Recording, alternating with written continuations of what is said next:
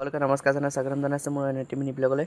আজি মই টেঙা খাম। মনৰ কিটো টেঙা খাওঁ তাকে আপোনালোকক অলপ দেখুৱাম। দেখিছে নহয় মই টেঙা খাবৰ বাবে এনেদৰে ৰেডি কৰি লৈছোঁ। ইফালে 3টা টেঙা লৈছোঁ, তাৰপিছত ইফালে জালজিৰা আছে, তাৰপিছত আৰু হাজমোলা পেকেট লৈছোঁ, ইফালে নিমখ আৰু জলকীয়া।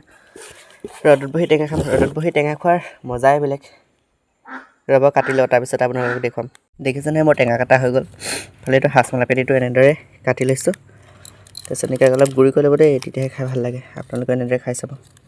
হাজমোলা জালজিৰা এনেকৈ মিলাই দিছোঁ। আপোনালোকে এনেকৈ এবাৰ খাই চাব, খাই ভাল লাগে। নেক্সট টাইম মোৰ খাব ৰেডি হৈ গ'ল।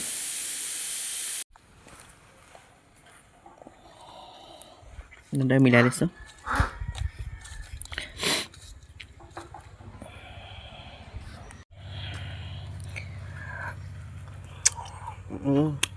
খাই মজা লাগিছে।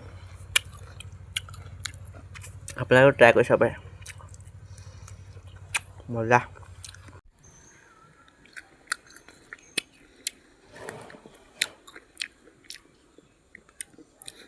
দিয়ক, ৰাইচ মই খাওঁ। আজিৰ ভিতৰত মই ইয়াতে সামৰি দিছোঁ। ধন্যবাদ।